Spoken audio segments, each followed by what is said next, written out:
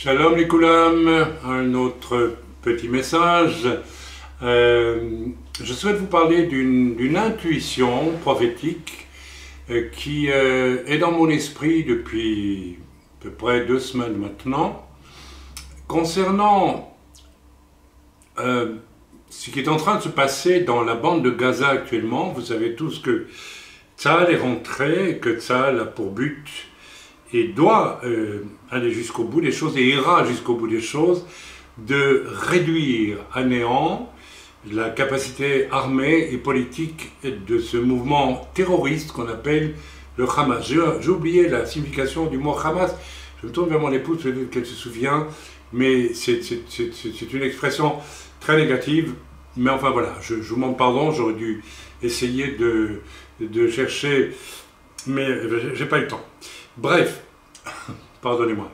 Donc, ce qui se passe actuellement dans la bande de Gaza doit aller jusqu'au bout. Et évidemment, la question se pose pour Israël, mais qu'est-ce qu'on fait avec la bande de Gaza après? Puisqu'il y a là 2 millions d'Arabes palestiniens, il est hors de question pour Israël de les inclure dans la terre d'Israël, dans la mesure où, voilà, ce n'est pas... Israël n'en a pas le désir. Alors, que faire? D'autant plus que notre Premier ministre a déclaré, en accord, je pense, avec tout le... Je crois, à peu près tous les hommes politiques israéliens, même ceux de l'opposition, je pense à Yair Lapid, par exemple, qui est de la gauche et qui estime aussi qu'il faut aller jusqu'au bout. On ne peut plus se permettre d'avoir le Hamas à Gaza et de vivre des 7 octobre 2023 à répétition, ni des missiles et des Scud à répétition pendant des années venant sur Israël depuis la bande de Gaza.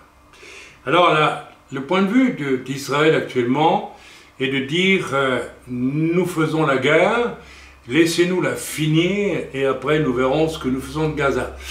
La chose que dit notre Premier ministre, et je pense qu'il a raison, nous maintiendrons le temps qu'il faudra une force armée de contrôle de la bande de Gaza et la capacité d'y retourner, la liberté de pouvoir y retourner pour écraser des réveils du Hamas ou du djihad islamique ou d'autres groupuscules, parce qu'il y en a beaucoup, n'est-ce pas, qui ont tous un seul but, n'est-ce pas, un seul État islamique du Jourdain à la mer, donc un État d'Israël qui est Judenrein, il n'y aurait plus de Juifs.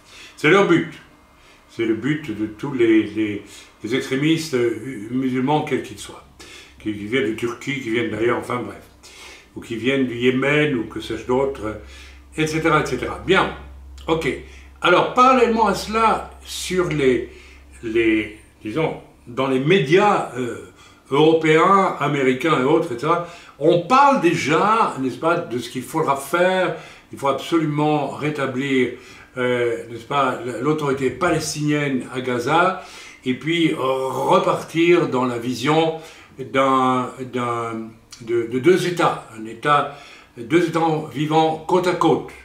Les Palestiniens, ou les dits Palestiniens, parce que l'État de Palestine n'a jamais existé.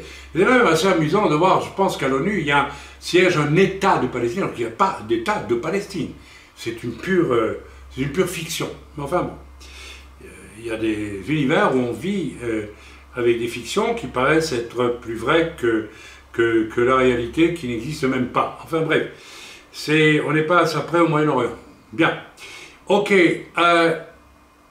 il y a toutes sortes de points de vue qui apparaissent maintenant, et là, ce que nous pensons, nous, Israéliens ici, c'est, mais attendez, on nous attaque de façon horrible le 7 octobre, on est obligé de répondre, et on est obligé d'en finir avec le Hamas à Gaza.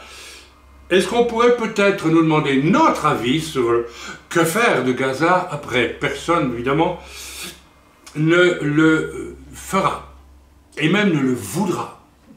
Il faut retenir ça parce que c'est extrêmement important pour la suite de ce que je vous expliquer, qui relève d'une intuition prophétique.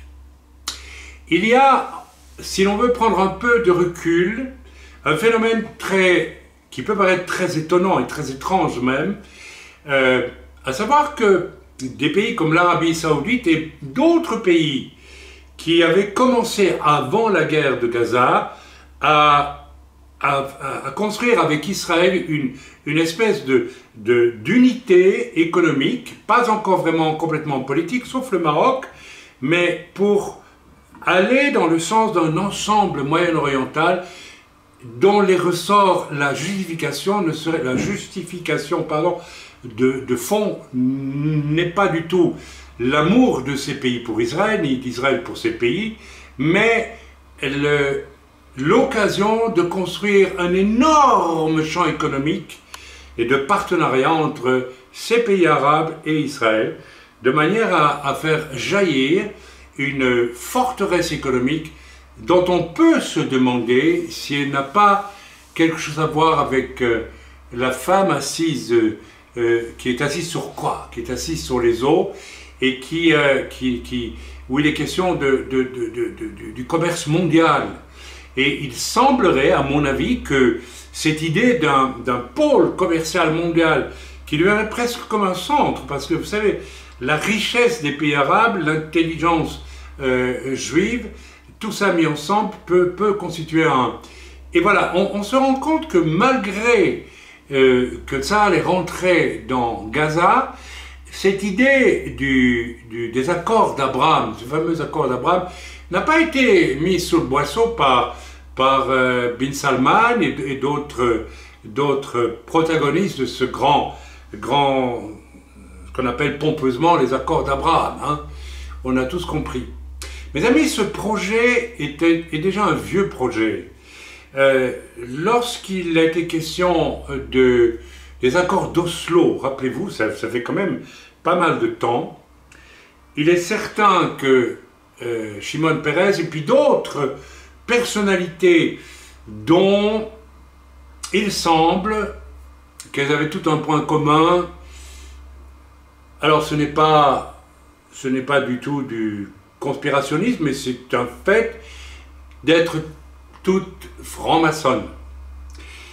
Et il y a eu un projet des accords d'Oslo qui a capoté parce que, on ne va pas rentrer dans les détails du pourquoi il a capoté. Moi je crois que simplement il a capoté parce que ce n'était pas encore permis par le Seigneur à ce moment-là. Parce que ce grand système des accords d'Abraham qui, malgré la guerre actuelle à Gaza, va quand même surgir quand cette guerre va terminer, est quelque chose que Dieu va permettre. Alors, ça n'a pas marché lors des accords d'Oslo, mais il y avait déjà ce projet clairement édicté, mis sur le papier, d'un Moyen-Orient, un peu quelque chose comme l'Union européenne économique, mais au niveau du Moyen-Orient, qui deviendra un pôle majeur pour l'économie mondiale. C'est à réfléchir. Ce projet a capoté parce que ce n'était pas le temps où Dieu pouvait le laisser venir. Parce que rien ne vient sur la terre, même les choses les plus mauvaises, sans la permission de Dieu. Et en soi, au premier abord, l'idée d'avoir la paix avec plusieurs pays arabes, et peut-être, pourquoi pas tous, et faire du commerce, peut paraître quelque chose qui n'est pas si mauvais que cela, en fait, puisqu'il n'y aurait plus de guerre, il n'y aurait plus d'hostilité, etc., etc. Bien, alors, il y a donc l'idée de paix aussi. L'idée de paix qui devrait aller avec le fait d'établir, n'est-ce pas? Et je me suis posé la question, je ne me suis pas posé la question, le Seigneur m'a dit, à ton avis, qu'est-ce qui va survenir quand la guerre à Gaza sera terminée? Il n'y a qu'une chose qui peut survenir. Une fausse paix accompagnée du réveil et de l'établissement final des accords d'Abraham qui va lier Israël et les nations arabes tout autour dans un accord de paix Et nous savons tous très bien que celui qu'on appelle l'Antéchrist ne viendra pas mettre au point cet accord de paix, mais qu'il viendra comment dit-on, le déclarer, comment l'acter. L'acter en quelque sorte. Si vous lisez dans l'Écriture, j'aurais dû chercher le passage, pardonnez-moi, mais vous verrez que l'Antéchrist c'est pas lui qui va mettre ce système au point, parce qu'au départ il paraît très bon, qui ne veut pas la paix, et qui ne veut pas, après tout, la paix avec le commerce et les échanges, et voir les échanges culturels, etc. Voyez toute la publicité qui a été faite avant la guerre de Gaza sur le fait, je ne sais pas si vous suivez comme nous I24 News, qui est notre chaîne télévisée francophone ici en Israël, qui est aussi arabophone, aussi anglophone, mais le nombre de fois où il y a eu des publicités pour Dubaï, etc., prenez vos vacances à Dubaï, etc., tout ça n'a pas été arrêté, mais ce projet est toujours là. Et je pense que ce qui va sortir lors de la fin de la guerre de Gaza, nul ne peut savoir de quelle façon, n'est-ce pas, on va régler le problème de Gaza, mais ça va être comme la première pièce du Lego pour activer complètement et définitivement les accords d'Abraham et la fausse paix que l'Antéchrist viendra déclarer, c'est la solution pour l'humanité. Voilà, je voulais juste vous faire un partage, mais j'ai profondément l'impression que nous devons être très attentifs à cette guerre lorsqu'elle va se terminer. Je pense que l'espèce de solution d'occupation ou de gestion, vous savez, ça peut être très bien des nations arabes qui décident de venir en collaboration, pourquoi pas avec Israël, pour gérer et obliger, n'est-ce pas, la bande de Hamas à être calme et à rentrer dans une autre dynamique que celle de l'extrémisme musulman. C'est tout à fait possible. Ça peut être aussi une espèce d'accord entre non pas l'ONU, parce que l'ONU, Israël n'en veut pas, parce qu'on sait très bien que l'ONU est incapable de gérer vraiment les choses, on le sait depuis très longtemps.